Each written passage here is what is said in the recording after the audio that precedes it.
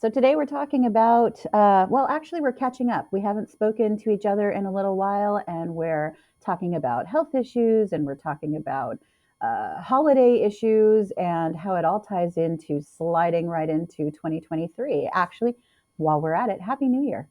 Happy New Year. I know. It's been an interesting one so far. We're only 3 days in at this point.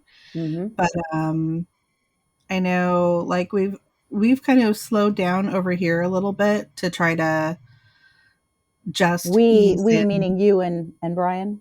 Yeah. So Brian Hmm. and I and Das Cat have slowly stepped into 2023. We definitely slowed things down a bit. Like it was funny. We woke up we stayed up late. We actually made it to midnight, Made it to and midnight. Wow. we made it to midnight, which is interesting because I can honestly say that I think we did during the pandemic too, maybe.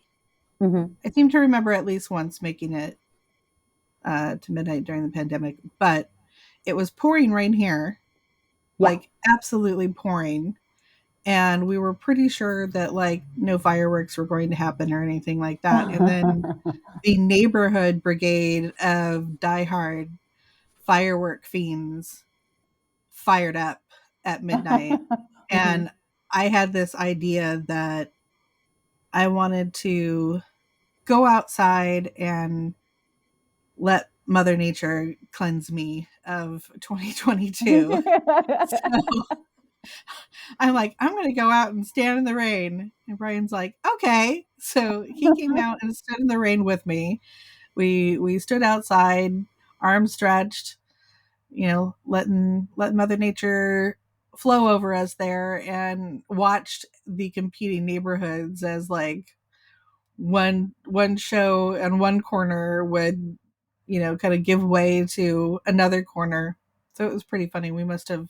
I'm like, okay, I'll stand here until the fireworks die out. We ended up standing out there for like 5 minutes. I'm like, all right, I guess I needed it. Um, and then went back inside, and the cat looked very confused and was like, "What's going on out there?" Um, but it was funny because as we were kind of winding down, Brian made the comment, "Oh, we can get up tomorrow and watch the Rose Parade," and I'm like, "Okay." And then it dawned on me after we had gotten up, we actually did like get up early, and um, Brian fiddled around on YouTube and looked up Rose Parade 2023 and started playing something. And it dawned on me like about 5 minutes in, I'm like, wait, isn't it Sunday? And he's like, yeah. I'm like, then how can this be happening? Because it they don't do it on Sunday. Nope, parade doesn't march on Sunday. If it's on Sunday, they do it on Monday. Hmm. And he's like, well, it says. And I'm Nope. like, okay, so we literally watched like 3/4 of the 2022 Rose Parade before we realized that, oh. And he kind of got on his phone, and he's like, because I think he saw something that looked familiar, and he got on his phone and he's like, you're right. That's totally not a thing that they do. I'm like, yeah, Totally not a thing. Yeah. totally not a thing because, Valley Hunt Club and Well, the horses truth of tied the up for matter is, church. the truth of the matter is that the fit for public reason is that the horses were tied up for church and they were afraid that the parade would rile them and spook them and Uh, whatnot. But the truth of the matter is that the churches in the area, since Pasadena was so full of houses of worship, this is true. they all wrote strongly worded letters to the parade association, How and dare you take away our they pretty parishioners much said, if you run the parade on Sundays, we will tell all of our congregations not that to you're the support you. devil.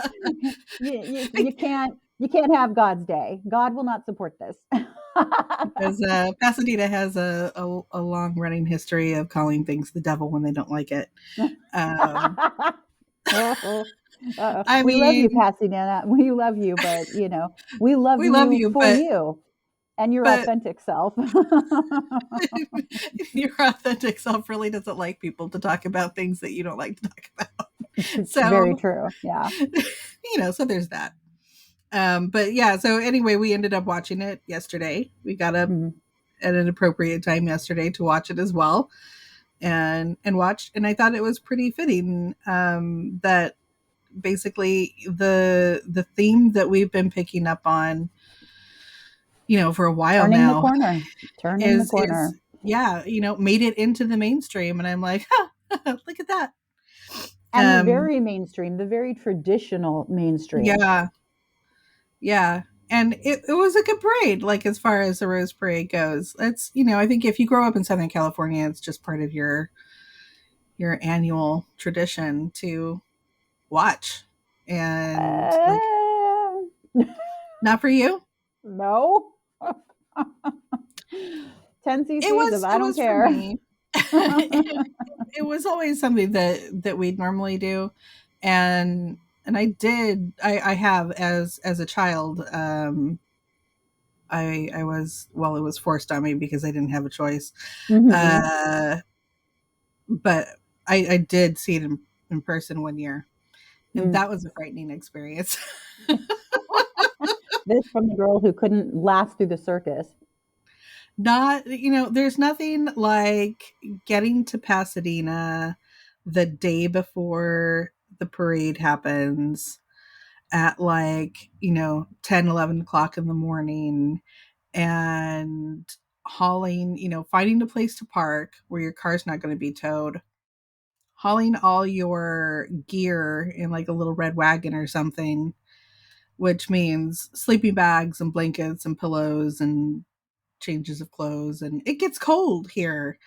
When as we step into the more winter season, which it definitely is come January, it's cold. So Especially if yeah. it's one of those starry nights that we're so famous for. If it's not Mhm. raining and there are no clouds to hold in the moisture or the warmth, yeah, it snaps, especially around like three Yeah. or four in the morning. It's freaking freezing. Yeah, I remember, like, and it was so surreal, it was so weird. It's not like we had a tent or anything. We're just, sleeping bags and blankets and pillows with the rest of our family and some family friends, and, a few thousand other people With their from Southern family friends. California, Yeah. with their friends and family huddled on street corners in Pasadena, and yeah, not not a not my most favorite memory of the Rose Parade. Let's just put it that way. Like, it's one of those things that you do once for the You do experience, once. and then you realize I have a much better view at home Uh-huh. on my couch Right. under a Right. blanket with a cup of Uh, hot cocoa. Thank you very much. absolutely. Yes. Yeah. Absolutely. So anyway, so that we did that yesterday. We watched, and yeah, that's kind of how the day went. I was working on a project and worked on it earlier in the morning before we watched the parade, and managed to jam my shoulder and neck again, and had to stop the project Hmm. for the time being. But it's okay because all the things are in my head, and we kind of talked about that this morning. And Hmm. maybe my route is to just ask for help, which, although I've gotten better at, is still a difficult concept for me because I get caught between feeling like I'm not doing enough or I'm doing too much. Hmm. Like, I can see it very well in other people. I can see other people struggling and I can point to it right away. It's like, oh, you need balance. Hmm. You're out of balance. Duh. But it's so hard to do that for yourself, Yeah. especially I think it's especially hard to do that for yourself when you are a person that does it for other people. Yeah. Well, I Like, mean, I think one of the things is that the reason it's so easy to see it in other people is because you can't see it in yourself. You're experiencing it.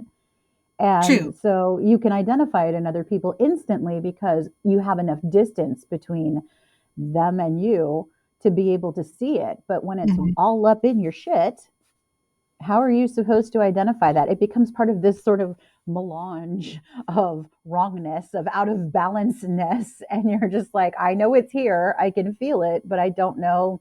It's like having vertigo. You don't know which way's Yeah. up, which way's Yeah. balanced, which way's not, you know?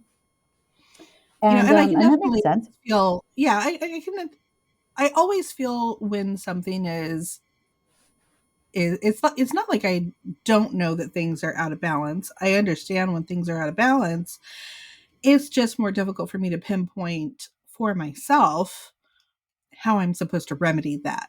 Hmm. So in this case, it's like I have several things happening at once that kind of were triggered in that like last 6 months of 2022, where I kind of had several different medical issues pop up all at the same time.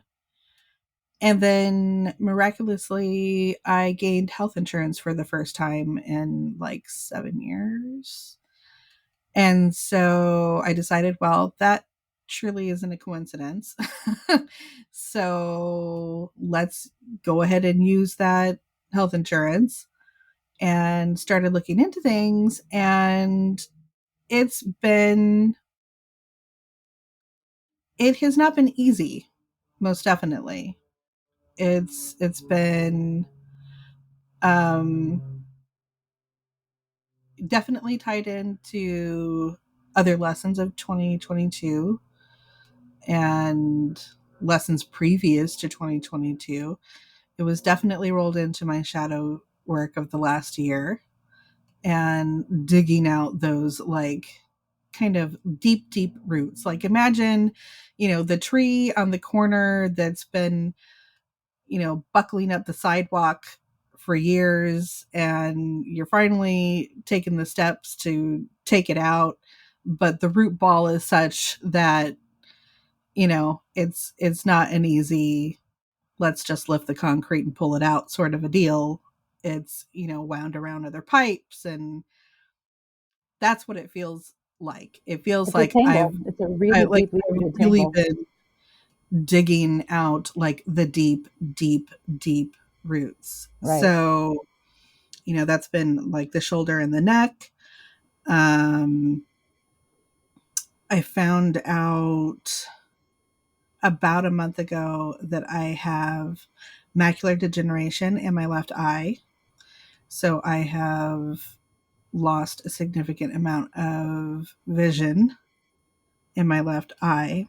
So my center field of vision is pretty much wiped out right now. And there's a possibility that it can improve, but basically what I've been told is that the way this works is once the trauma happens to the eye, because of where it's behind the macula, basically. So that's very much at the back of your eye, and affects how your retina intakes light. And so your vision um, is impaired quite a bit. So I have peripheral vision, but I don't really have my center field of vision, which means that my right eye is compensating for my left, and it's kind of a funky situation. But the thing that I'm dealing with as I'm kind of coming back into the world of Western medicine, which I've pretty much been unplugged from for like the last 7 years, is that we're still very much behind as far as treating people holistically. It's really not it's really not something that doctors are taught in Western medicine, unfortunately. uh I still believe that there are a lot of good points to Western medicine, and there are a lot of good doctors in Western medicine, but they're not trained to treat people holistically. They're trained to treat symptoms. Very And much. so Yeah. that's basically how that works. So it's been an interesting struggle stepping back in to Western medicine and getting faced with the same things again and having to kind of slow myself down in the moment and go, okay, try not to get too caught up in and triggered by things that happen in the past. And how can we work with the same information or similar information but work with it differently? How can we respond to it differently? How can we take some of the reactionary things away? And that's tough. That's Yeah. really tough because immediately I want to go back into they don't understand, they don't care, and it's like, okay, mm, that's not 100% true. It's, yes, there are things that they are taught and ways that they are taught to handle things, but I'm also trying to, um, I guess, levy that with a little more compassion for the fact that they just don't know Hmm. a lot of times what to do on a holistic level because they're not taught that and because of the way they are overbooked and overworked. Like the office that I went to for my eye, that particular ophthalmologist sees about 60 people a day. That's a lot of people. Hmm. And I would imagine that if I were in his shoes and he's obviously a really good doctor, he knows his stuff. Scientifically, like it's very interesting to him. You can tell that like, he enjoys seeing the tests and the results from tests and looking at it visually and pointing it out and talking about it, but doesn't know how to relate it really to the patient. And that's something that I really would love. I think I would love to help Western doctors understand Hmm. is that every time you speak to a patient, you're not just relaying back a diagnosis. You're basically opening a new chapter in someone's life. Yeah. It's like, losing a significant portion of your vision, that's really a new chapter in your life. You have to relearn how to do things Hmm. or learn that there are things that you're not going to be able to do and that you're going to need additional help with. And I didn't get any of that. Like I have another appointment with a retinal specialist at the end of the month. And that's the other thing is like, because they're so busy, the space between appointments, it's like I was lucky that I got the appointment that I did because he was already booked out to March of this year. And I'm like, holy schnakies. Like I Sorry about your can't, blindness. I'll see you in 3 months.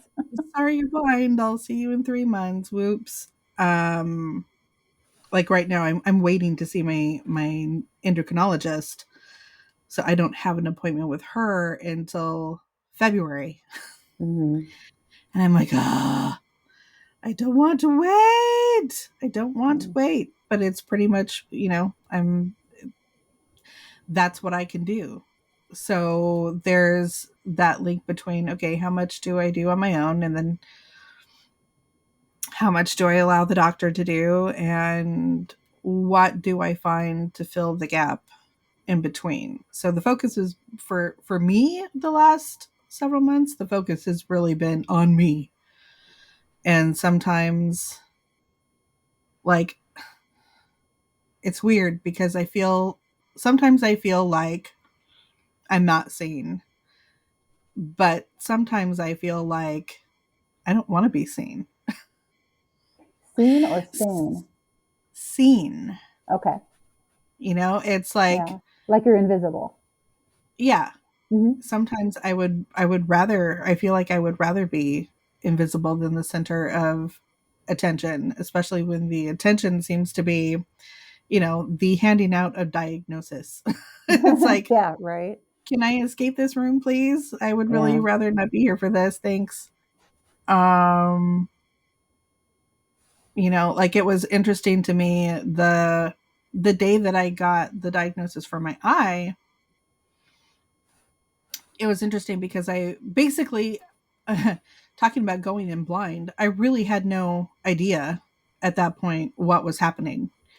Um, I noticed some weirdness like several months previous, and like that was a big spur to try for the insurance, and then miraculously I got the insurance. And yeah, it took forever to get the referral to the doctor and then to get in to see him, and then in one day I basically had like a 3-hour appointment, which I was by myself, and I went from one room to another room to another room to another room to another room. It was a huge office, and basically they do their intake by starting with tests with an optician, and then they send you to the optometrist, and then the optometrist hands you over to the ophthalmologist, and then if the ophthalmologist can't help you, he sets you up with a referral to the retinal specialist. So I had a gazillion tests done that day. I was rushed from one room to another. I'm already having issues with vision, and I was dilated for the what I realized was really the first time, because I kept thinking that I had had it done before, and I'm like, I don't think I have actually. After having it done, I'm like, I don't ever remember experiencing this before. Well, I think it's different when you're a child. I mean, possibly it. I may have possibly once when I was a child, but either way, I hadn't had it done in a long time. If I had, Mhm. so I'm literally like, I can't see. They're like, here, follow me down this hallway, and I'm like, and they're all going at like Mach 2, and I'm like running into walls and feeling myself like, like hands on the wall going, and they're popping their heads out of offices and going, okay, I'm over here. And it's like, keep talking. So I find Oh my you. god. I Somebody felt, give this girl an arm. What is wrong with you people? Give her a cane, something. oh my God. I felt so loopy and disoriented. I felt like I was having an out of body experience. It was really weird. And then um the optometrist does the test that's basically going to show what's happening like a little bit deeper in the eye to figure out if I need to be handed over to the ophthalmologist. And they do that, and she's like, okay, yeah, I need to hand you over to the ophthalmologist. And then he comes in, looks at, and they're like, having this caucus around the computer looking at these images. And he's like, okay, yeah, let's set her up with blah blah blah test, this, that, and the other. And I hear the word injections, and I'm like, I don't know what that's all about, but okay. Like that's not usually a word that you like to hear No. in conjunction with your eyeball. No. So I was like, okay, I don't know what this is for, but I guess they'll tell me. And I get ushered off to this other room where I actually have to have contrast injected into my arm. So they have to go through and I'm a horrible stick. Like I previously I've had to give blood for blood tests and things with different issues that I've had a lot. And it's horrible to go have blood work done for me because my veins are tiny and shallow, and it's very easy to blow through them. So I had to walk my ophthalmologist through, putting the contrast in, which of course first requires you to find a vein that you can actually get into, and they have to bring up a little bit of the blood so that so they can make sure that they're not putting any air into your vein. Um, so yeah, so they had to do that. Luckily, he took my advice and got me on the very first stick, and I Oh, was bravo. incredibly appreciative of that. But then I had to sit there with contrast in my arm and do weird tests that require me to like lean in and lean back, lean in and lean back, lean in and lean back from these machines while big flashes of light, is happening in my eye, and I'm bouncing back from the left eye to the right eye to the left eye. And I remember before the injection of the contrast actually happened, the gal telling me sometimes people get a little nauseous with the contrast. And I remember hearing her, but it really didn't compute until I'm halfway through the test and I'm going, oh, here comes the nauseousness. Awesome. That's fun. Okay. Mm. So I'm just going to sit here and feel nauseated and hope they don't puke on my shoes because that would be horrible. Um, and then, they usher me back into the other room and I wait for the test results to be brought up on the computer in the room that I'm in. And the ophthalmologist comes in. And now we're showing, the big show of here's what a normal eye looks like. So referencing my right eye. And you can see like the fluid level that's in the eye and all the things that are happening, like, around the whole eyeball. And then he goes, and then in contrast, let's take a look at your left eye. And he's like, there's like no fluid there. And here is a growth of blood vessels, like in front of the macula or behind the macula, I guess. And he's like, it's a trauma event that happens. And he's like, normally we don't see it until, like, in most cases you'll see it listed as AMD, which stands for age related macular degeneration, or ARMD. And he's like, you're 46, you're nowhere near the age where we normally start seeing this. Like, usually bare minimum is like 60, but usually it's over 60. And usually it's in conjunction with things like heart disease, diabetes, things like that. I don't have any of those things. Um, the other thing is like high blood pressure. I don't have high blood pressure. Um, so he's like, none of the normal things are triggered here. He's like, so unfortunately, I cannot tell you how it happened. He's all, I can tell you that it was a little while ago, not too long ago, just from general health of the eye. And I can tell you that there would have been no indicators to you that this was going to happen. There would have been no way for us to prevent it. Wow. It just happened. And he's like, and unfortunately, once it happens, that's it, because of where it is in the eye. And it's like, well, are there any surgeries or anything like that? He's like, no, because basically any eye surgery like that is done at the very surface of your eye. You're basically just going through those first membranes to fix stuff that's on the surface. Like if you have cataracts or something like that, that's, even though that's scary, most of the time that's actually an easier fix than something like this, because this is way at the back of the eye. There's no way of getting to that without destroying the rest of the eye. Mm-hmm. So the fix, quote unquote, is basically an injection into the eyeball that gets to the back of the eye that helps to slow down the growth of the blood vessels that are clumping and helps to kind of get fluid back in that area. But he's like, but bottom line is your vision will never be the same. Like, it will not be what it was before, ever. And any improvement will be slow going.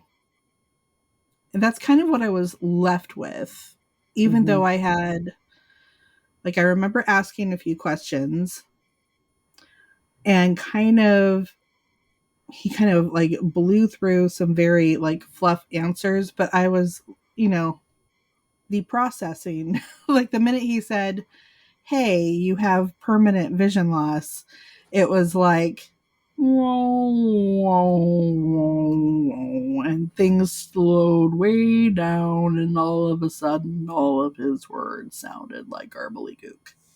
Mhm. So I just couldn't wrap my head around most of what he was telling me. And then he kept mentioning injections, and I'm like, wait, like I'm getting injections? And he's like, yeah, that's the only treatment really are the injections. So luckily your insurance will allow us to do it today. So I'm going to go ahead and grab and I'm like, what? Slow Like, your roll. What today? like in my eyeball, like in the actual eye. Yep. And in the eye. And then he's like, it's not as bad as you think it's going to be. And I'm That's like, comforting. Thanks, doc. okay. And then proceeds to tell me, I'm really glad that your insurance is the kind of insurance that will allow us to do it today, because in most cases, if people have to come back, they won't. Shit. Oh god. To where I'm like, uh,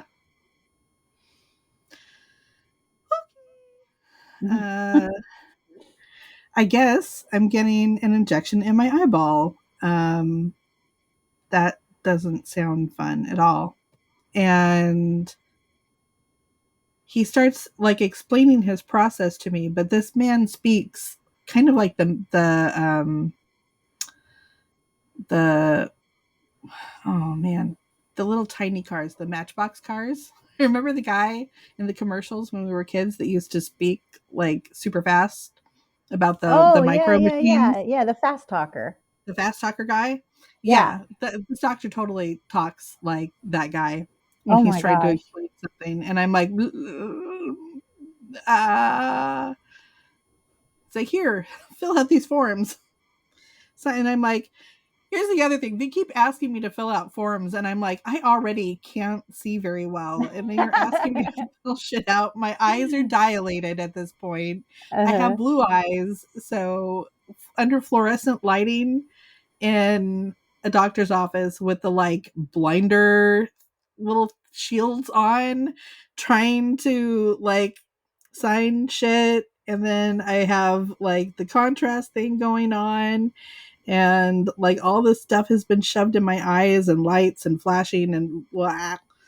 So like at this point they just keep shoving things in my hand, and I'm like, okay. And so I'm like, I don't even know if I'm making it on the line or if it's like whatever. If it's acceptable for you, I guess it's acceptable for me. Um and then he comes back with this little tray, and he's like, okay, here's how I do it. And again, in his fast talk, he explains what he's going to do. And then all of a sudden, like, he's like, okay, we're going to lean you back now. And so he leans me back in the chair, and there's this like spreader thing that they put over your eye to like keep your eye open. And he's like, I do this thing instead of giving you the numbing injection. I'm going to numb your eye first, but I'm not going to numb it with an injection, which I was like, one part of my brain is like, yay. And then the other part of my brain is like, well, wait a second. Does it work as well? Does it work at all? Exactly. Exactly. I'm like, you're not going to use a thing which I'm happy about, and yet at the same time skeptical. Hmm. And it was so weird. It was like this weird fluttering thing that he kept doing to my eye, and it dried my eye out a lot. Like I already don't have very well lubricated eyes. I'm like, unless I'm crying, like I've noticed that like my eyes are fairly dry. Um and yeah, it was a really weird sensation. And then he's talking to me, and you at this point you can't really see what's going on. And I feel this pinch. And he's like, "Okay, we're done." And I'm like, "Oh, okay." And he's like, "All right, well, your next visit's going to be with the retinal specialist because unfortunately I can't tell you really any much more about like how it happened or what next steps would be outside of doing the injections. I don't think there's anything else that we can do, but maybe he can give you some other information." And that was basically it, and he left. That sounds And like so it's I'm like, about that sounds like it's about as close to Sweeney Todd as you ever wanna get. serious, serious. Oh my god. So yeah, so I kind of collected my paperwork, like waited and stood at the little window to get my slip of when my next appointment was, and went out, and then completely fell apart. Of course, yeah, what just happened to me? That's like a whole onslaught of traumas in all by yourself in a clinical environment. Clinical in itself is traumatic to me. That's all it Yeah. takes for me. I would have I fall apart after being in a clinical environment. The end. You were clinical tests, throwing up on your shoes, running into walls. Here, sign this. It's like, you know what it sounds like to me? It sounds like, those old Goofy cartoons where the narrator was giving Hmm. Goofy the instructions? It sounds like one of those, except horror edition. It felt like that. Like, it's a horror Goofy cartoon, and holy shit, man, of course you fell apart. Who wouldn't? That's Hey, by the way, you're blind, and now we're going to do all this stuff that won't help you, but we're interested in it. Yeah. Like, what Oh, the hell? and it's like he had when he put up on the screen like the like proof positive of what had happened in my left eye. He left it up on the screen for a minute, and he's like, "Do you want to take a picture of this?" And I'm like, "Huh?" He's like, "Oh, most people are really interested. Do you want to take a picture of this just for your records?" I'm like, "Do I Why? I want to take can't a see it. picture? Do I want to take a picture of the thing that's like making me blind right now? No, not especially. I want Right? to keep that on my phone." Um, so I said no. But like, yeah, it was just what it was the whole experience was so surreal. I'm still trying to like even as I recount it, I'm trying to wrap my head around it because it was just it was so drawn out. It felt like a series of like rubber band snaps. Like it was really drawn out and then it was very quick and then it was very drawn out and then it was very quick. And yeah, and my eye felt like crap for like days afterwards. I had like a huge headache, my eye was super dry. So, and I know that I'm going to get another injection at the end of the month, so I'm not looking forward to the few days afterwards where it's going to feel like crap Crapola. again. Yeah, yeah. No, that sounds like a friggin' nightmare.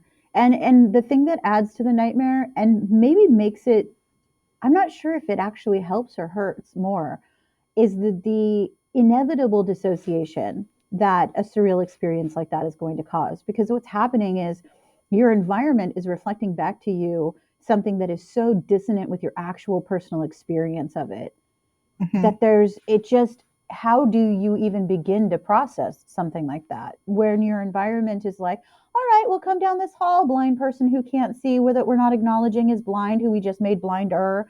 It just doesn't make any sense. You would think that, or you would hope that people, assistants, nurses, whatever they were, would be tuned in enough to the patients after seeing 60 people a day to know that maybe they need a little escort down the hallway. And instead, there seems to be this hands off policy for whatever reason, regardless of whether it's they haven't been through it themselves, so they really don't get it, or they find that people do better for whatever reason without being coddled.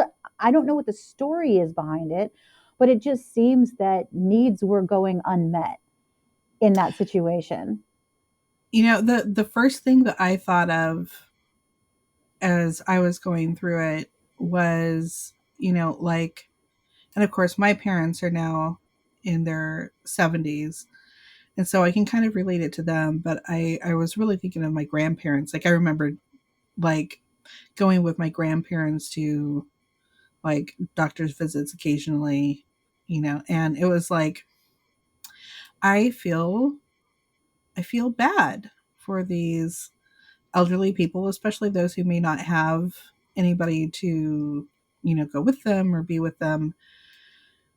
And there's all this rushing around, and I can only imagine that if it's difficult for me, Hmm. and this is kind of, the I'm not new to being kind of pushed around the medical system in general.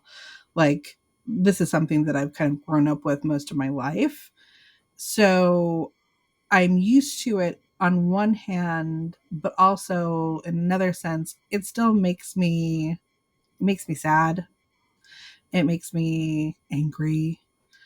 Um, and there's just like it's like where's the compassion at? Yeah.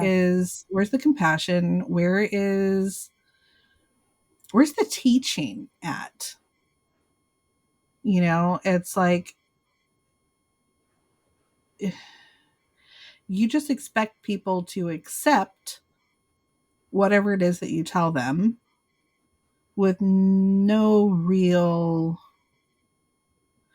explanation that they can wrap their heads around, especially in the moment when all of that is happening. And not a whole lot of help is offered after that. And I'm like, that's not cool. And I guess, I also think of, well, especially if this is something that happens to older individuals, I think they just, in most cases, assume that, well, they're not going to have to deal with anything like work because they're old. And, you know, they either have somebody already caring for them or they're going to have somebody caring for them. And they probably don't have that long left. So I don't know. What kind of help do you want me to offer them? I logically, I can understand some of that, even though it doesn't feel good. I can understand some of those generalizations, but at the same time, it's like, well, but here I am, I'm 46. Not everybody matches that mold. So, what about those people who aren't in that category yet, who do have all of these hurdles that they're going to face? And why aren't you offering some sort of additional assistance? Or, like I was expecting, it's like, is there a brochure, a handout, is there a pamphlet for that? A guide to Because, your new blindness. right? Like, it was killing me in the office, in the waiting room. There are all of these photos on the wall that I eventually figured out were photos of different types of, like eye issues, I knew you but were going to say that. they're like, they're like portraits of people who are distorted in different ways. And at first I'm sitting there going, are my eyes that like, okay, now I'm closing my left eye looking through my good eye, and my good eye is all wonky. And like I had to walk up to it eventually and see that no, down in the corner they had written the different types of ocular distortions that you can have in the Fucking corner. with And it's you. like that is a Fucking with horrible thing you. to do to someone. They were fucking with you from the moment you stepped from foot in the that from office. the beginning.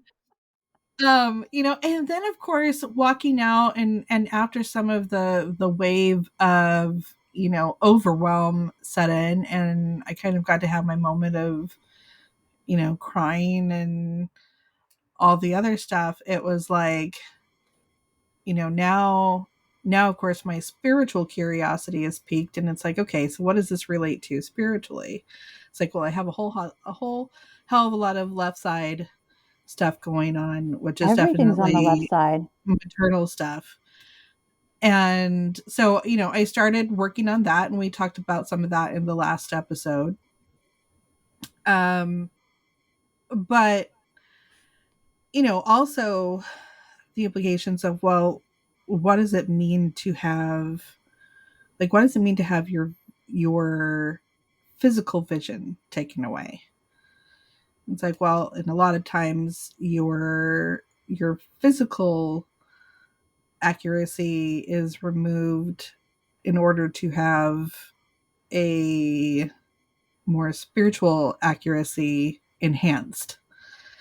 And so this is also kind of a cue for me to like, oh, so there's probably also going to be another shift in gifts again, because that's something that I've pretty much experienced throughout my life. And I've grown I've grown to be more aware of it, and I've grown to try to not be so alarmed when things happen, because I've seen it and experienced it so often throughout my life Sure. that your gifts will change and shift along with whatever the need is for that moment. So it was also kind of interesting to me to have that kind of, it's like, okay, well, if they're turning it off here, then they're turning it on somewhere else or amplifying it somewhere else. So it's been interesting to kind of sit with, all right, so whatever that shift is going to be, Have you seen i'm anything i'm notable? waiting. I'm reminded of things that I've been shown in the recent past, which has definitely been an uptick in um, more, I guess you would just call it psychic clarity. Um, like I've definitely been given hints that I'm going to channel more and that I'm going to grow more in those kind of more intuitive, um, in the clear senses. So, Hmm. um, and that again, that's been kind of throughout my life. I've had different shifts in that area throughout, so I'm kind of used to it in one way. But in another way, it's still like, it's a surprise every time. It doesn't matter how many times you go through it. And I think that's definitely something that I'd like to help people who are, I guess, or maybe a little newer to the process, who are just starting to kind of figure out what their gifts are and look into things. Um, not as a like, I don't want to bum anybody out, but know that it's, as soon as you get used to one thing, it's going to shift Yeah. into something else. Something else will open up. Something might um, dial back. But the important part is to know it's not you. There's nothing that you are doing or not doing that is causing a particular gift to wane Well, or I think or it is flat. you. It is It, you. It's just not a punishment. It's no, it's not not a being done punishment. as a it's, and again, this harkens back to the post that I did on Instagram, I guess yesterday, about coping mechanisms. Hmm. And what they said, the message that came through was, it's not it's not against you, it's for you. Yeah, And it's actually, this is hard for a lot of people to swallow. I totally get that, but it's by you. yeah. This is your higher self saying, all right, it's time to amp things up. It's time to take this in this direction. And we are very attached to the directions that we want to go or think we should be going. And that's where the horror show begins, is when there is a complete divergence from where we think we should be or want to be and where we actually end up having to be. And that's Or when you we get start resisting it. or you get really comfortable or start to Hmm. really enjoy a particular portion of a gift, Yeah. Yeah. and then it feels like it's turned Being off, taken away. or it goes kind of sideways a little, and you're like, whoa, whoa, whoa, what's happening, Hmm. and but immediately people want to go, oh, I'm either not doing this enough, Hmm. or and they get really frustrated, and it's like, ease up on yourself a little bit. um, and just try to be more open to the directions that you feel being pulled towards, and try not to resist that in favor of, oh, but I want this portion of it back, because it does get hard sometimes. You get addicted to the way a particular thing is coming through for you, especially if you've kind of, figured out your books of tips and tricks on that particular way of receiving, and then all of a sudden it's like the rug is pulled out from under you and you're like, wait a second, like, am I going to be able to, am I still able to receive it all? Like, what's happening here? Because a lot of times you'll get moments of like radio silence. And it's like, wait a second, where is my team? Where are my guides? Universe, source, But oh, creator usually energy, where are but you? usually that radio silence has to come in order to give you space to process the Yeah, human reaction to it. There's always going totally. to be a human reaction to it, no matter how freaking spiritual and knowledgeable and wisdomly you get. You're still going to have a human experience. You're still going to react to any trauma, and trauma Yeah. is defined as anything that you don't want. You have to react to it and process it, and so that you can integrate it. Yeah, it's all a part of bringing it into the physical, and usually a big part of bringing it into the physical is a big shift, and it's usually a shift that you're uncomfortable with. So, when we say get comfortable with being uncomfortable, that's kind of what we're talking about. Yeah. It's kind of the unfortunate and yet fortunate portion of being human is that you need to experience things in the physical, because the physical is how you create your reality. Well, You it's have where to you take, create your reality. All reality is the physical experience of whatever it is you're yeah, creating. you have to take that in and process it so that you can figure out, A, if it's something that you want to hold on to, something that you want to release, and B, if it's something that you want to hold on to, then what is it going to mold into, morph into next? What are you seeding? What are you building? What are you creating? And all of those things that you start holding on to that are actually able to make it down, um, you know, down that chakra root into your, actually into your root area. Those are the things that are going to be seeded for you. Those are the experiences that you're going to have, because that's what you've allowed in. So, yeah, we're coming into a really interesting time of, I think, really seeing that and experiencing that in ways that we maybe haven't allowed ourselves to yet. And a lot of that is because of the work that you've done already, Hmm. because you have kind of dealt with it on that spiritual side, and you're starting to bring that into your physicality to integrate fully. And now you're having experiences that are going to help you decide what you want to do with that energy. So I really do feel like 2023 is going to be a very transformative year. For me personally, it's already started happening with all the medical things, and that is leaning into, how do I function as a person? How do I function as a human being?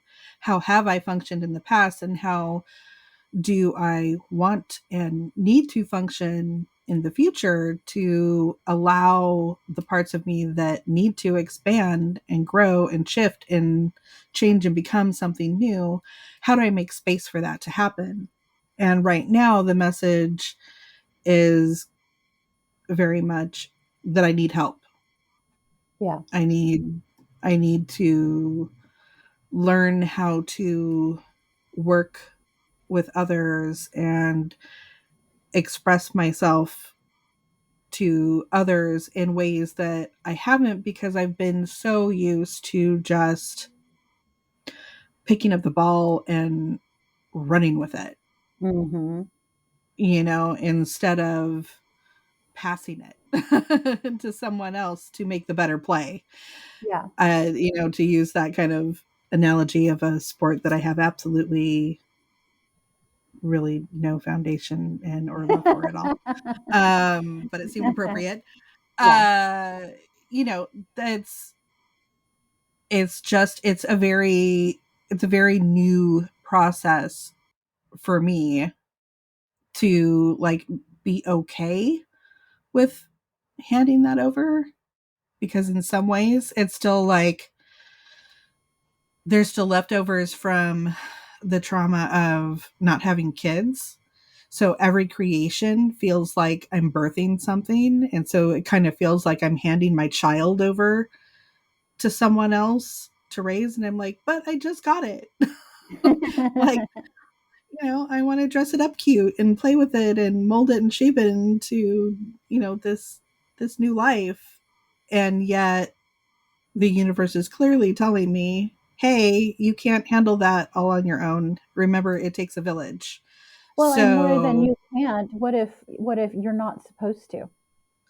yeah, yeah, What if no, that totally. child, it's funny because you see it as a child that you wanna dress up and mold, and I see it as a basketball where we can just chest pass and bounce pass. So you're throwing me a Mhm. child and I'm bouncing it back to you like a basketball. Yeah. That's the vision that I get.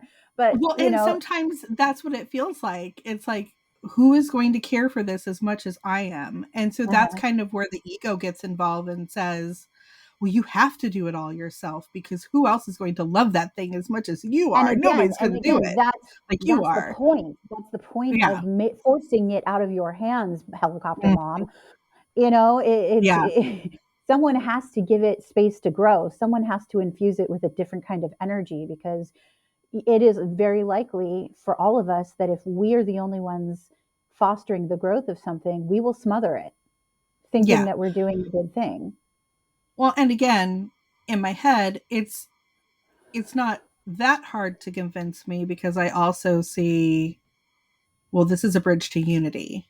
Hmm. If I can pass something off to someone else and keep that energy flowing, I also know that like there are other works, behind the scenes, behind the physical portions of my being that have already been put into place, and that's very much how they're working right now. And so, I'm like, well, I kind of know that that's already a thing. So then I should be okay with doing it in this portion of my life too, Hmm. because it's no different. And And so it's not like it's, huh? I will always be here to bounce past that baby back to you for the slam dunk. Don't you worry, that baby's going to be a Thanks. star. Thanks. You're welcome. Um, yeah, that's gonna have to be there's gonna have to be some visual I don't know representation of how I'm that. going to make a baby bounce pass Instagram post, so you're going to have to work with me on that one. Oh my god. All I can think of is like the first thing that pops into my head is do you remember the movie The Cutting Edge? Yeah, unfortunately I do, yeah. The what do they call it? The Pachinko twist, the throw The bounce. absolutely impossible, Yeah. ridiculous ending move of the movie that made absolutely no sense according to physics. I'm Yes. like that weird bounce throw thing.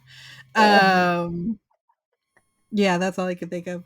Oh, man. Anyways, so that's kind of the direction that things are heading in, and I'm glad that at this point, like I still have there are still other things that are in the works too. Like last week was all about going to a bariatric specialist And a on the bariatric suggestion. specialist. Explain that for those who may not know. So, this is basically for a consult about getting a bariatric surgery done for weight loss and other health benefits. But basically, I have been what most people consider heavy, or overweight, or however you want to put it, probably since I was like 9 or 10 was probably the beginning process of that. And in my early 20s, I found out that I had hypothyroidism.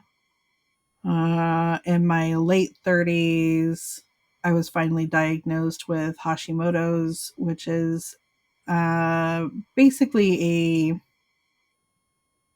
a more advanced version of hypothyroidism. It's basically what they consider, where they consider you're at after you've reached certain levels consistently in tests.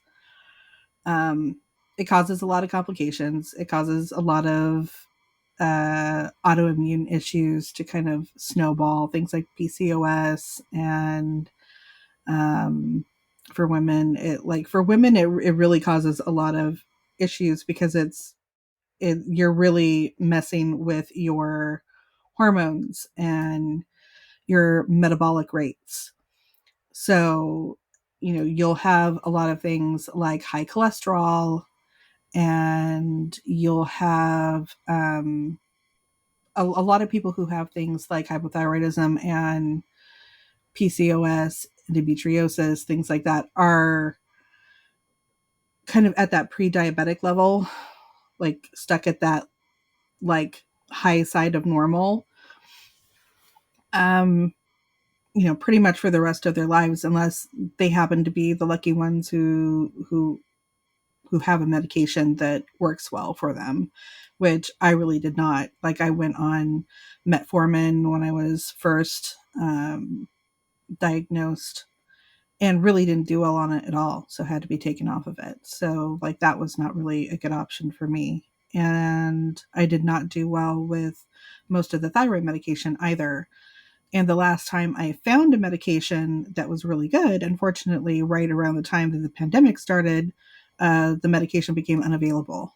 So I have been pretty much without the medication for the last several years. And although I've been, holding my own, trucking along, uh, certain test levels are now at like off the charts high levels, which basically, like, my TSH is really high, which your TSH level basically shows how hard your body is working to try to maintain the status quo Yeah. of keeping because your thyroid also tells your major organs how to function. So it's doing a lot. It's really a workhorse. And so right now my body is triggering it's triggering a lot of production of T4 in hopes to make it into T3. But that level keeps climbing and the body is not keeping up with the conversion. So, like, the T3 and the T4 levels are squeaking by barely, but you can see how hard the body is working by like where that TSH level is, and Hmm. it's up there. So part of the conversation was, well, due to your age and all the other things that you've been through and the length of time that you've been dealing with it and the inability to get things, into a more manageable realm, the suggestion is to go through a bariatric surgery that will help with the weight loss, which will in turn help to manage all of the other things, because that's the first thing that they tell you is, well, if you can get some of the weight off. Unfortunately, the hard part is when you have things like hypothyroidism and PCOS, the weight doesn't really just come off. Mhm. You It usually takes some pretty um long-term concerted efforts to get the weight off and keep it off. I've managed to get it off several times. The hard part is keeping it off Mhm. because the body continues to change. And in my case, a lot of the time what happens is whatever cool method I came up with to lose it, after a while my body says, "Oh, I don't like that particular food anymore," or "I don't like something about what you're doing. This doesn't work for us anymore." And I kind of get jostled off that path. So now I'm looking at the bariatric surgery, which is not something that I am fond of. It's something that I've looked into before, but it's been probably, I want to say, probably a good 10 years or so since I looked into it initially. And I have known several people who have gone through it, albeit, probably beyond 10 years ago. So, what I've been told basically is that methods that were done 10, 15 years ago are really not being done, or at least not being done in the same way anymore. And so now what I'm looking at is probably getting a sleeve done, which is basically uh, a much less risky operation than getting an actual like full bypass done. The full bypass actually involves like cutting half of the stomach out and like closing it up from the lower stomach, and then taking a piece of your intestine and rerouting it, which that opens up a whole bunch of risk. And basically, the surgeon that I talked to said, I don't suggest doing that. The risk is too high. I would suggest the sleeve out of like 10, 0 to 10 on the risk scale is more of like a 2.5, Mhm. and is a more direct route. Basically, you're still cutting out a portion of the stomach and closing it off, so that you will survive on a lot less, and you'll need to be supplemented through, just vitamin supplements for certain things because of the amount that you can consume. So that's what I'm looking into at the moment. And basically, my thought process is I enjoy learning.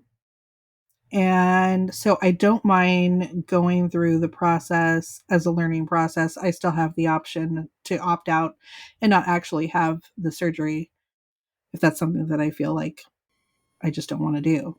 Mhm. But for the time being, I'm going to go ahead and go through the process because the process is interesting to me. It does involve things like classes on nutrition and things like that. And I'm kind of interested to see, like, what kind of education do you arm people with that are actually going to go into this?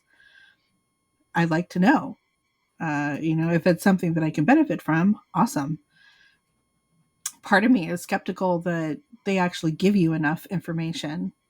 So part of me is like, yeah, go ahead. I want to see what you're I want to see what you give me so I can nitpick it. Um but, there's also a part of me that's like, well, again, things kind of seem to be aligning themselves in a particular way. Like, one of my first things was, well, I don't even know if my insurance is going to cover it. And the first thing that the bariatric surgeon said was, look, your BMI alone qualifies you with your insurance. Any insurance will pay for this at this point. That's just the point that they've gotten to, is that doing this procedure, ends up saving them money in the long run, because they're not dealing with things like heart attacks and strokes and, you know, things like that. So I'm like, well, if they're going to pay for it, then I will certainly educate myself. Mhm. And, you know, if I feel like I can do it without the surgery, awesome.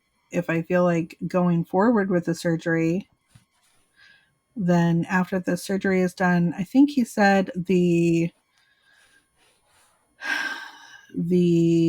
basic breakdown is that you lose anywhere from like 2 to 3 pounds a week, and that it's Wow. fairly simple to lose about 70 pounds Wow. pretty much right off the bat. And I'm like, that's a lot. Like That is a lot. Yeah. I've dropped 60, 65 on my own previously. It's hard to do. Yeah. And it's really hard to keep off. But Mhm. you know, there's the other side of that. It's like, well, if you're having help and you're really not going to be able to consume as much, part of me is like, well, I really don't like the chore of eating anyway. Most of the Mhm. time, it's like, even though I enjoy cooking, I enjoy food. I'm a foodie, but the other part of me is like, especially as I get older, I feel like it's like, ugh, I Yeah. don't, I don't like if somebody wasn't poking me, like if the little, you know, gremlins in my body weren't going, feed me, feed me, feed me, I would probably just forget, Mhm. honestly, because usually I am too busy focusing on other things to remember to actually eat. Mhm. Um, so part of me is like, well, if I don't have to do it as much or as often, cool. Like that's, you know, less of a food budget I have to have. And then there's also another part of me that's like, you know, I really feel like I'm going to be traveling in the next couple of years, and like that's going to be a big thing, and there are places that I want to visit and things that I want to do, and I keep thinking about like a trip to Glastonbury, and I'm like, I would actually like to be able to make it to the top of the tour without passing out.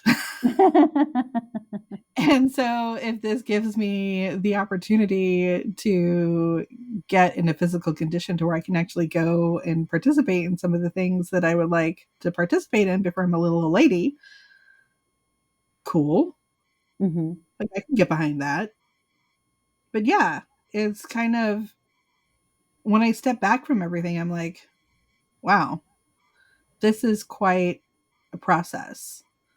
And for the bariatric thing, especially, there is quite a process that you have to undergo to do that kind of surgery, which includes a psych evaluation, to which I've already signed up for and had to do a very long questionnaire. It took about 45 minutes to an hour to complete. And I was just telling you before we started, part of that psych eval is going through a list of kind of traumatic events and choosing your options are, you know, have you experienced this yourself? Have you witnessed this thing happening? Did it happen to somebody close to you? You know, all the way up to I've never experienced this. And I noticed that for like that entire list, which was pretty long, most of my answers happened in those first three options of I've either experienced myself, I've witnessed, or I've had it affect somebody very close to me. Like I've been through the process of that with them. And I was like, dang, like I've been through some stuff. And it's hard because I think a lot of times we don't think about some of the things that we go through as traumatic events or, you know, like things that would affect us that way. And it's not until you kind of have a piece of paper laying it out for you in front of you where you're like, huh, I could see where that could screw somebody up. Mhm. Yeah, maybe I've been more affected than I thought. Right. Maybe I have more to process than I realized. And it's not like I don't know that. I mean, shadow work has been, I feel like that's been kind of my bread and butter for the last, 6, 7, 8 years almost, processing that. And I'm good with it. But at the same time, I think there are certain things that unless they are sticking out in your mind for you, by you, raising that flag, there are certain things that are, it doesn't it doesn't really hit you until you're faced with something like this. So I'm interested to go through that process and kind of discover how affected am I as an empath? How much of that kind of thing, that thing that I thought was very peripheral that I was experiencing, very third, fourth hand, or at least I thought, like how close did that actually get to me? How far did I allow that in?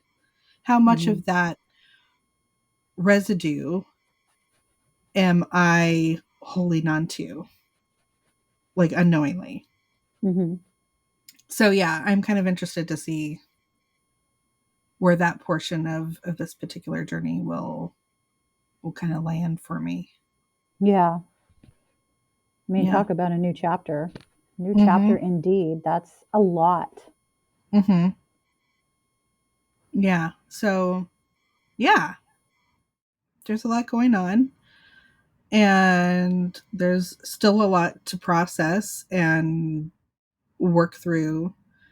But in the same turn, I feel like it's also opened up a lot of kind of doorways into things that have been on the back burner for a while, or that have been, kind of maybe a ghost of an idea that is now starting to flesh out more, that I feel like I'm getting more guidance for, or just more information is coming through.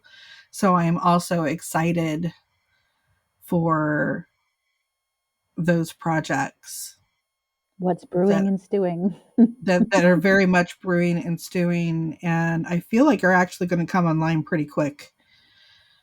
I don't feel like it's going to be a long drawn out process. Like most things, when they come in, it's like, it feels like it's on simmer. Right. And it's like, oh, this takes a long time to boil down and come up with the meat of whatever it's going to be. And it feels like there have been some things that have been simmering for years where it's like, okay, it's concentrated now. Mhm. Mhm.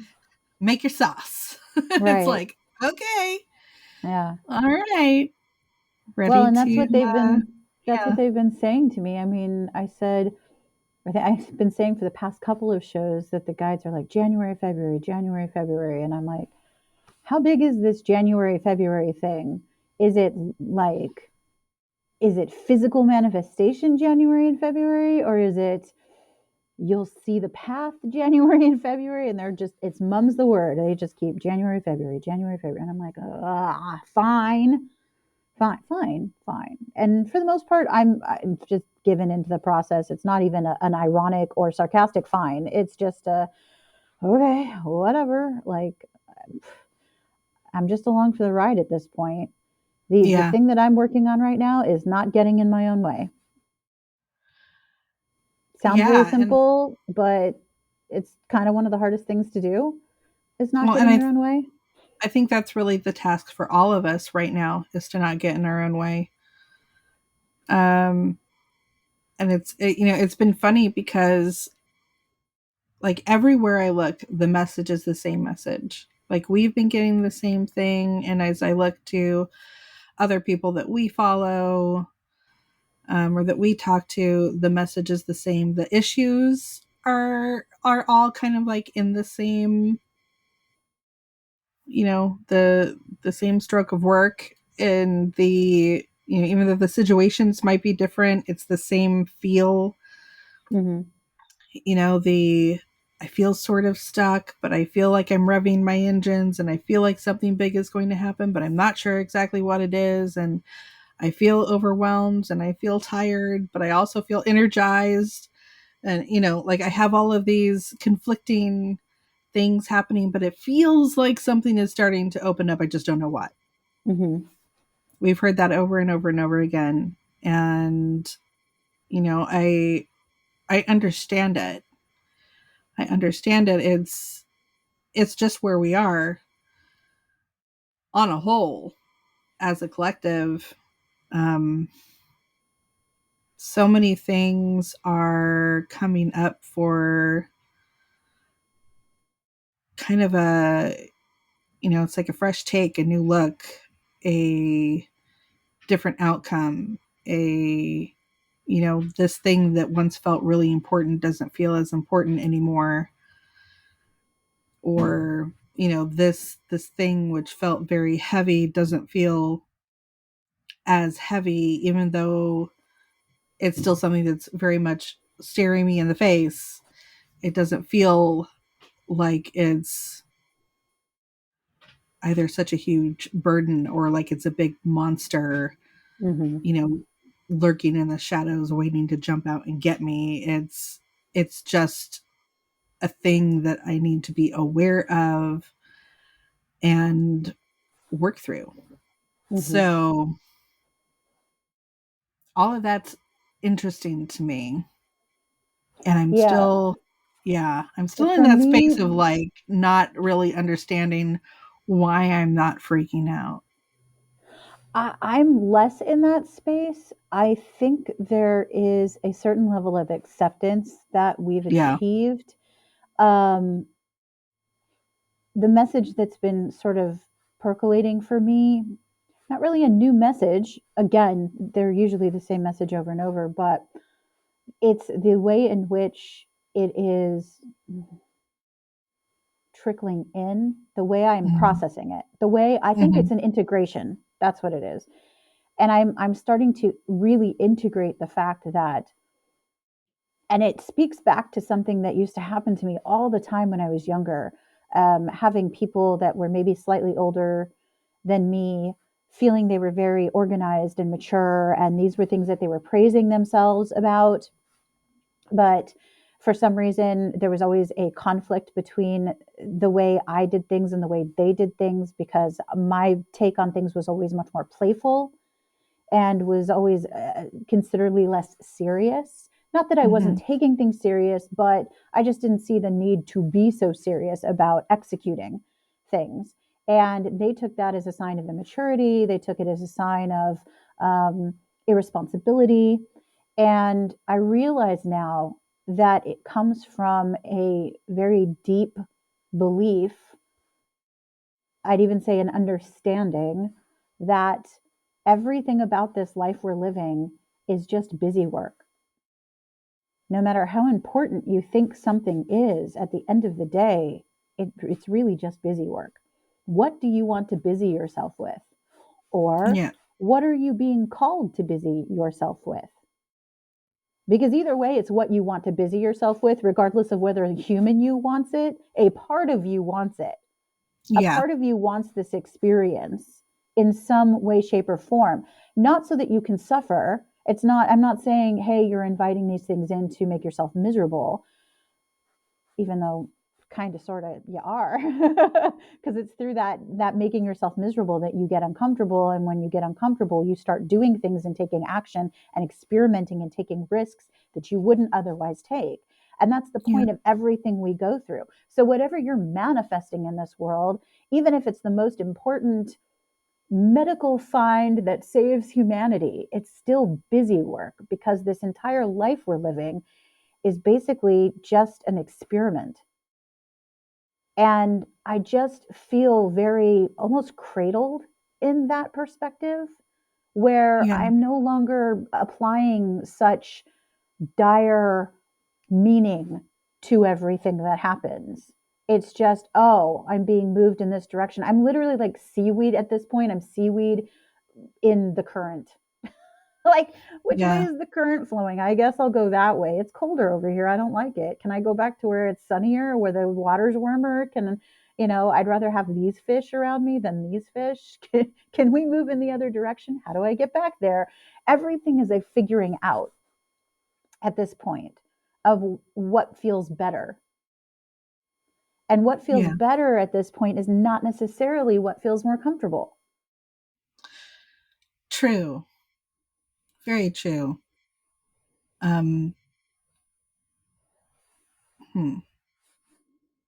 I think when I think on that, I think about the fact that I'm trying to be a lot more easy on myself when I have kind of a cue or a clue of like something that I feel like is supposed like, oh, this thing is supposed to happen, and I get energized and start moving into a space where I'm like, okay, I want to create this thing, and then something pops up that feels like a roadblock, and I will immediately usually kind of the saboteur comes in and says, oh, you must have done something wrong, or you moved in the wrong direction, or even though logically I know that's not a thing, I know I'm wherever I'm supposed to be. I would my general thing was to kind of get down on myself about it Mm-hmm. and almost punish myself. Mm-hmm. It's like exterior things weren't punishing me, I was punishing me. Mm-hmm. And coming to a realization of that and realizing, well, if it's you that's doing the punishing, it's also you that can undo that punishment. So Right, right. so if you don't want a punishment, then maybe you should not Stop punish punishing yourself. yourself. It's Gee, like, that's deep. oh, oh, is that a thing that I get to do? Yeah, that's a thing that you get to do. And it's like, oh, What I hear is okay. start envisioning every move you make as a game of hot or colder. Hmm. Like, am I getting warmer? Is it hot? Is this the direction I want to go? It colder, colder. Wait, it got quiet. I want it to be louder. Everything. That's what we should be using contrast for at this point.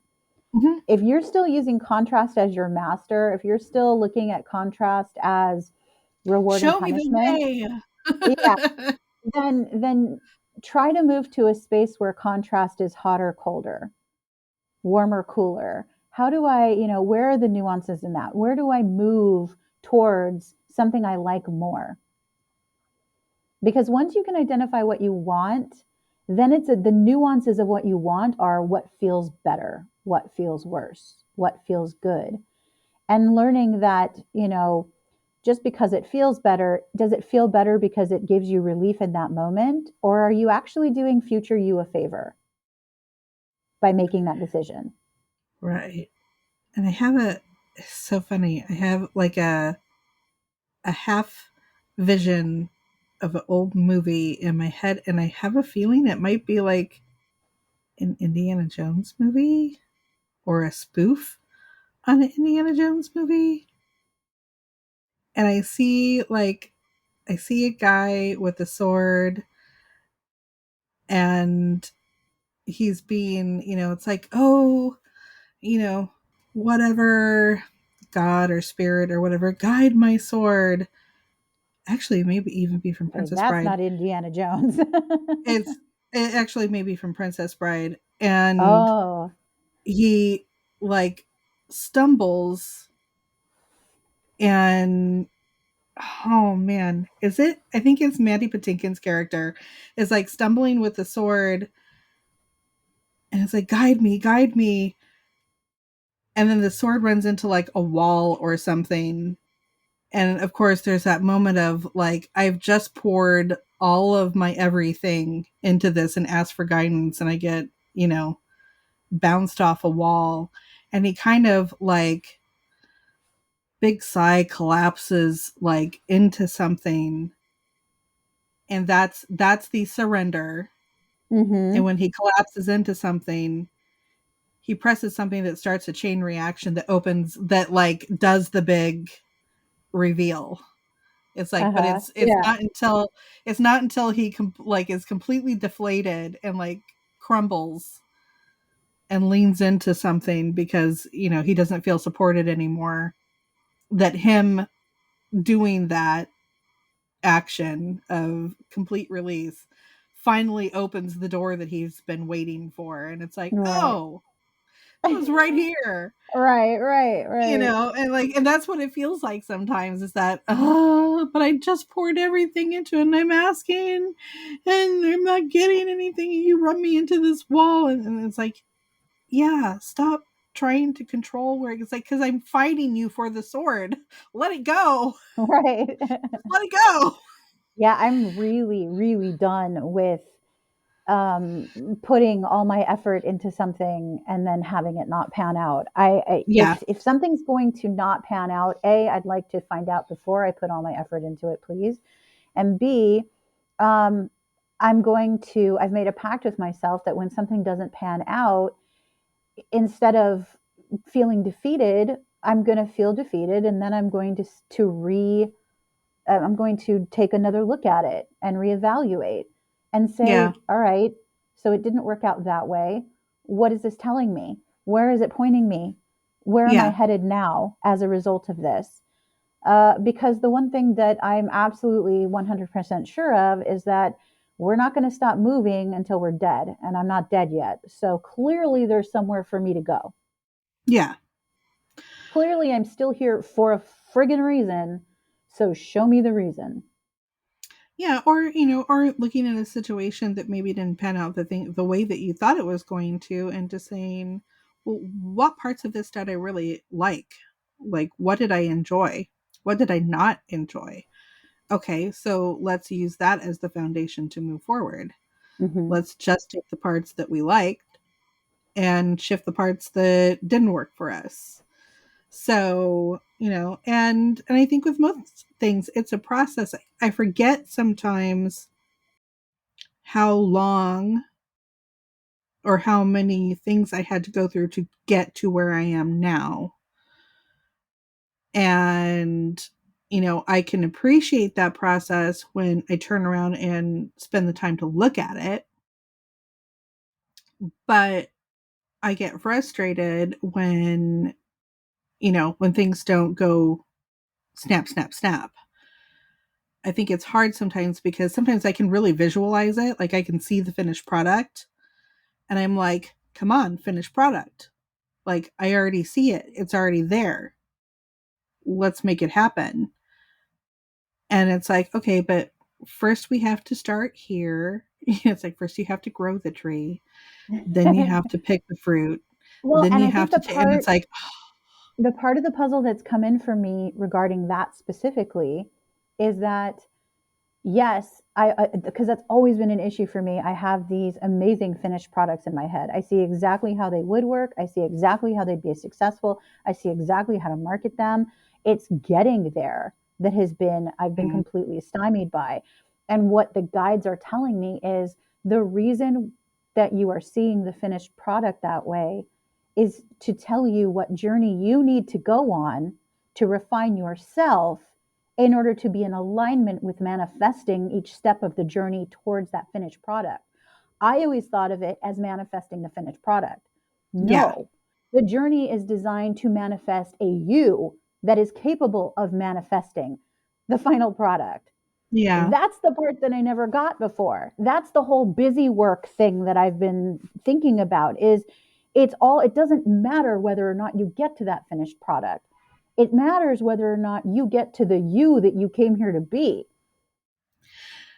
And in the process of that, what are you able to let go of so that your history surrounding all of those old beliefs and that old thing shift enough to where you are creating something completely new, that you don't have any scars around, that you don't have any history, that you don't have any trauma that you're trying to weed through, and you have a more cleared path. That's part of that work, is, changing belief systems and saying to yourself, well, I've tried it this way 10 times. Clearly that's not working. Mhm. So, how would I like to tackle it this time? What happens if we leave out this part, or if we Mhm. don't let this part, you know, get us, stuck and mired in a situation where we start telling ourselves that this isn't going to pan out, or that it's too hard, or that I can't deal with this right now. I have too much on my plate. It's like, well, what can you restructure, let go of, release? What ideas can you say, that was last time. This time is different.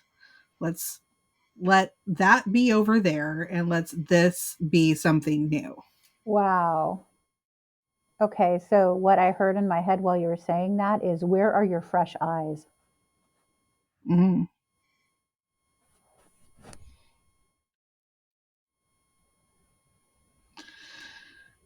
Ah, yeah. I don't know why that makes me cry, but it friggin' does. Where are your fresh eyes? That's like, at first I was like, "What? That's silly. Oh my god." And then it hit me and I was like, talking all about your appointment with the eye doctors and what's happening with your eyes, and they're like, "Where are your fresh eyes?" And that's pretty much it in a fucking nutshell, isn't it? Like, where are you going to look when what you've been dependent on is taken away?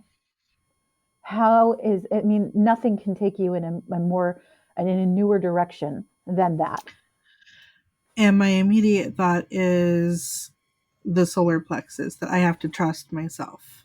Yeah. I have to trust that I know where I'm going, even when I can't see.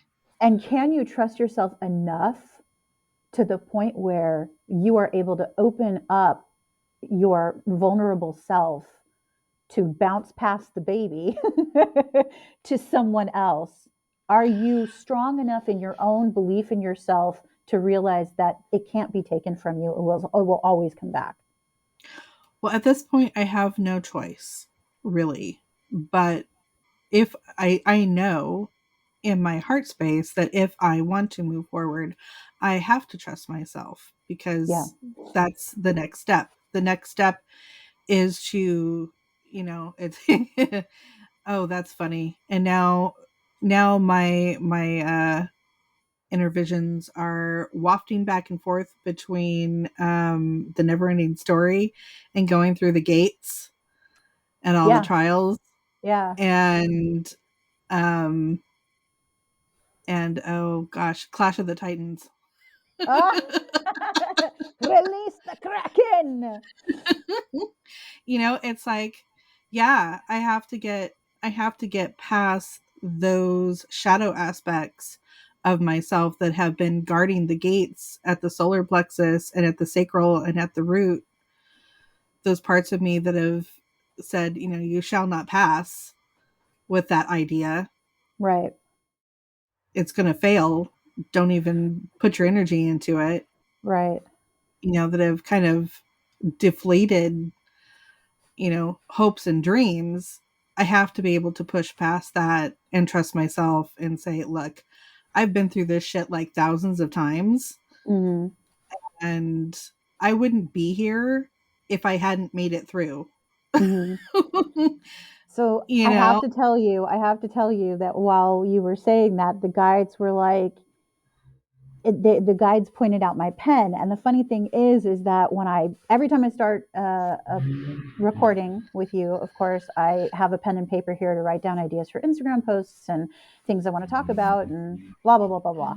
And I usually have like 4 or 5 pens on this table because I always end up thinking I don't have a pen and bringing a new one. But I couldn't Mhm. find any other pen than the one I'm using. And I'm like, I hate that one. It's like so dry and scratchy. I hate that pen. And they're like, look at your pen. And I looked at it and I realized it's a partner's pen. It says partners Oh, on it. lordy. Dude, Right? And I was like, dude, not only is it from our days back in the days of working for the big D, the big D. I'm gonna Mindy, let that be. Um, but let that be. it literally partners like the I think one of the themes for this year is going to be partnership. Partnering. This is Yeah. the step towards unity that we've been waiting for. This is the next step. We went in, we hermited ourselves, and we learned to trust ourselves and what they. Oh no, can you still hear me? I can still hear you. Yeah. Okay, good. It said it lost connection, so I freaked Yeah. out. I But think we're good. okay, good. Um, but I think the importance is that I wrote it down. Where did I write it down? 2023 is the big reveal, showing the ways you've already changed by giving you situations that challenge your old ways of doing things.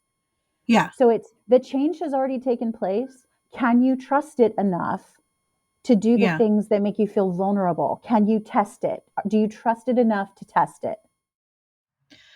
And can you find when you feel like you don't have it, or if you feel unsure that you have it by yourself, maybe taking that as a cue to find partnership, find someone else that you can help build that trust with in yourself, because very often people can see things in us that we don't see in ourselves and can help to point those things out to us, and can say, hey, you're really good at this, like, don't let that escape you. Mm-hmm. And oftentimes that's not something that we're willing to tell ourselves, but we're willing to tell others. And we all have people in our lives where I feel like, these are the people that we go to that can remind us, hey, you're better at this than you think you are. Or Mm-hmm. you have a talent here, and it's time to start maybe, you know, partnering with those people and linking up with those people and seeing where it is that you can help each other Mm-hmm. and boost that confidence in each other, and either, manifest something together, or at least help get each other to a spot where you can fly on your own if that's what the next step is. Um, but I think we're all kind of feeling that in a way. I feel like a lot of us have things that have been brewing on the back burner for a long time that we're like, I just don't know how I can get this done. And it's like, how about what if that thing is too big for just you? What if that's something that you're meant to do with two people or three people or five Yeah. people or 20 What if people? the reason you're feeling overwhelmed is because you're hoarding it? Yeah. What if that feeling of overwhelm is telling you there has to be an opening to bring other resources in, that it's not meant for you to handle with only your resources Can you allow the village to raise the baby or bounce it back to you? or bounce it back to you? Whatever. Slam dunk it. Slam dunk it. Oh man. That's Yeah. so sad. Yeah. But yeah, it feels, I mean, just sit with that for a moment. Like, if you take a moment to think of something that's on your plate right now that feels very daunting and heavy and, feels like a super big load, what would it feel like to give a piece of that away? What would it feel like to hand a portion of that over to someone, and let them run with it? What kind of energy does that create? What kind of opening does that create? What kind of Hmm. pathway for new energy to come in does that create? And it Um, doesn't necessarily have to look like another person taking the yeah, responsibility from you. It can look many different ways.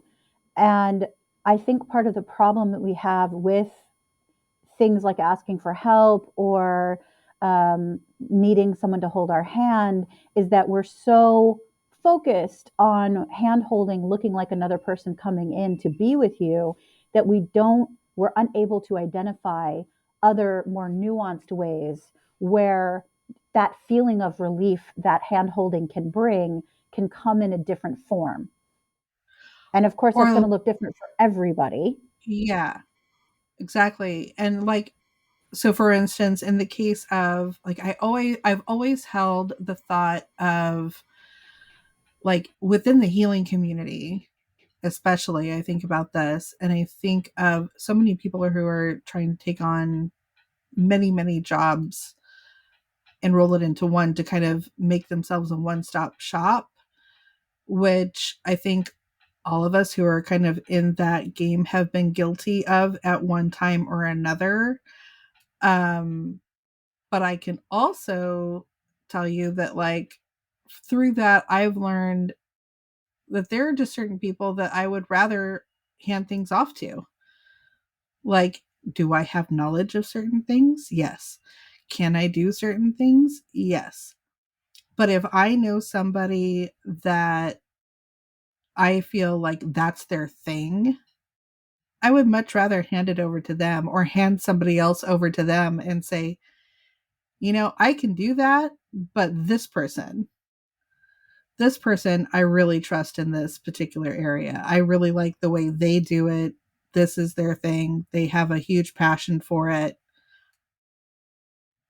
You know, hand that over and trust that that's going to come back to you in some way, that someone else is going to recognize you for your thing and your contribution and hand somebody else off to you. Mm-hmm. Um, so like that's one of the things that I think of, and I think of especially within the healing community. I think there's a lot of that where we as individuals try to take on too many modalities, too many Mm-hmm. specialties. And sometimes it's like, look, it doesn't matter that you can do all of those things. Do you want to go do all of those things? Do you have the energy to do all of those things? Nobody Mm-hmm. has the energy to do all of those things. Can Mm-hmm. you? Yes. Should you? Probably not. So, yeah. And I really do I enjoy that. Like I enjoy finding people that are like, this is my passion and I really lean into it, and matching people up with those individuals that are like, no, no, no, this is really my thing. Mm-hmm. And I would really want to experience that. And I can go, oh, perfect. Well, I have the exact correct person to hand you off to. Here you go. Mm-hmm. Mm-hmm. Yeah. Because it feels like not only did I help, but I don't have to take on that burden. I can easily hand that over. Like, and in that way, it feels good to do. So it's funny to me that there are portions of my life where I'm still like, oh, I need to carry that. And it's like, no, you really don't. Mm-hmm. Pass it along. Right. And again, the other benefit that comes from that is that now that person, with whatever problem they're trying to solve for themselves, will have a beautiful mixture of energies to play Hmm. with instead of just one dependency. That's the thing, is that we are absolutely used to a comfort zone, and with a comfort zone comes a dependency. Yeah. And we are moving out of a dependent energy and into, I just posted about it today. This is not crazy, but feels crazy because, you cannot find unity in dependency. You Yeah. cannot find unity in enmeshment. You cannot find unity in entanglement. And I think people are mistaking over and over and over again dependency for unity. That's unified. It's not. That's a distortion of unity. And we're moving into actual unity.